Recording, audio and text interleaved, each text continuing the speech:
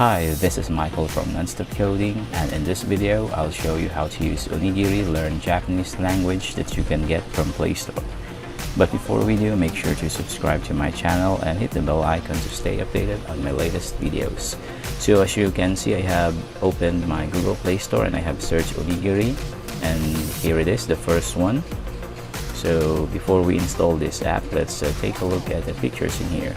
So this will be the interface. As you can see, it's so clean. Kana, Kanji, vocabulary course, beginner lesson. Then you can start from here. And this is the interface. Onigiri, you can sign up or create an account, or if you're already done so, then just log in. Alright, let's go ahead and install it. And while waiting for it to complete, I just want to let you know that the lessons will guide you on your first step to focus on to have great foundation to build your knowledge on. And if you're intermediate, whether you are learning at school, from textbooks, with any material, or by yourself, so this app will help you memorize what you're specifically interested in.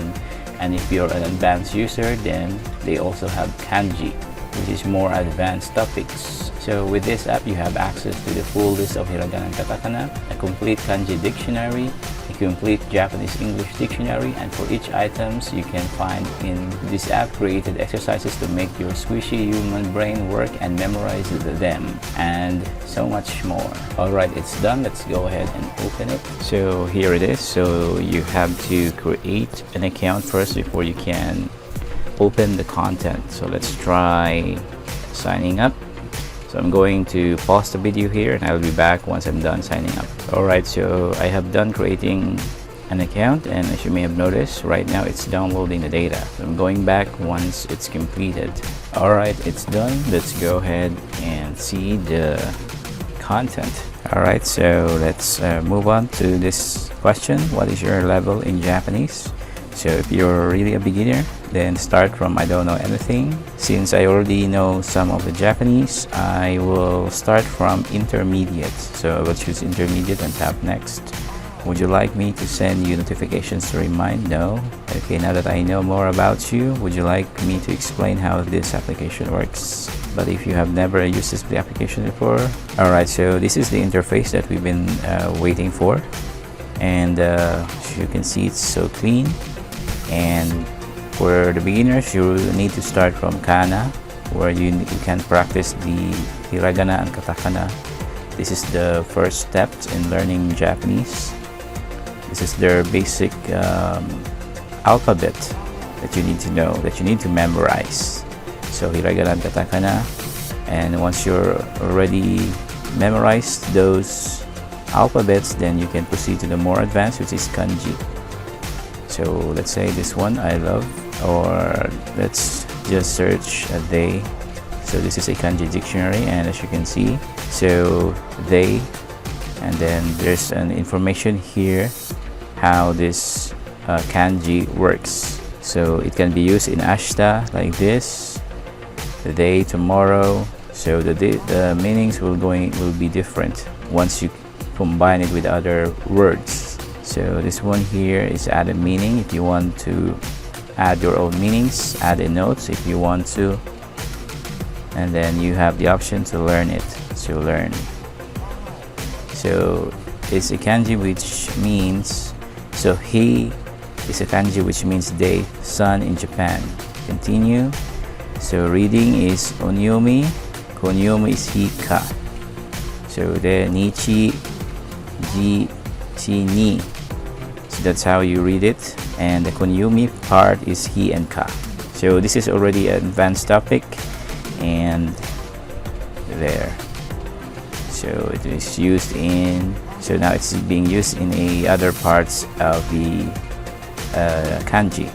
Alright, let's go back since this is already an advanced topic. I'm just showing you that you can also use kanji to search a word. Vocabulary is where you can search the vocabulary. So let's say a word.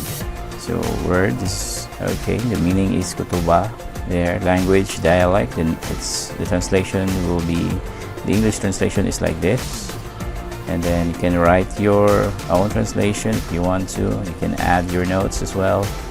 and then related kanji. So there. And then other writings, it can be used in this kanji as well. So kotoba there and so on. Then tap this to learn. And also here at the top, if you notice, there's a audio button. If you tap that, you'll be able to listen to these words and how to pronounce it. So you can listen to the pronunciation. And there's a warning: the available voices depend on your device. Check the text-to-speech section in your device settings for more information. So you have the option to check any of these, like this one. You want to use that, and then you can listen. So let's go back. So you can scroll down and look for the words that you want to use. And let's go back to try the other. Alright, let's try the course.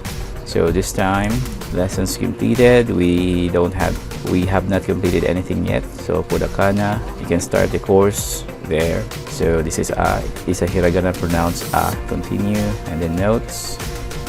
Click to write your own notes. There you can add something in that, and then here is the kana reading. It's a. There. Then continue.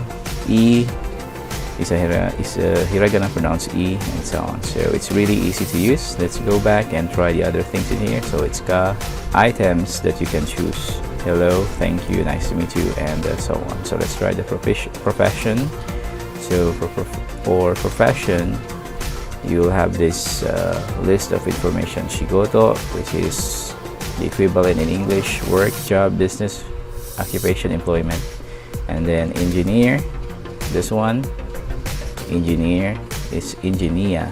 So this one, what's the equivalent of these words in English? So it's going to be engineer. Okay, so engineer, then send. There we have completed it. It's correct.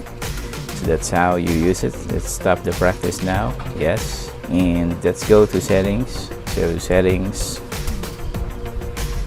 So if you go to settings, you will see this daily review reminder. You can enable or disable this if you want to. Text to speech voice, I have used this one. You can change that by tapping this, and then you can try out the other one, like this one or this one. It's up to you.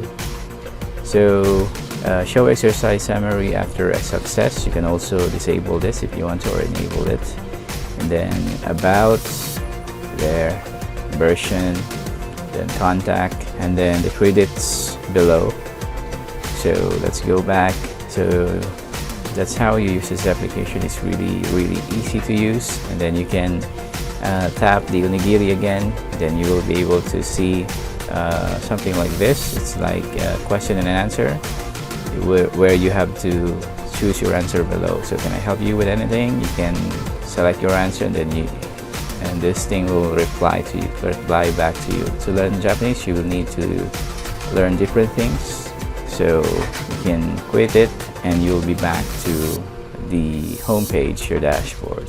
So that's how you use this application. It's really easy to use and very helpful, especially to anyone who's going to travel to Japan to visit relatives, to go sightseeing. So this app will really help you along with the great journey that is learning Japanese language. So onigiri will help you in your journey to learn Japanese, and I highly suggest this. So that's it for this video, and I hope that you have learned something for today. Thank you so much for joining me, and I'll see you next time.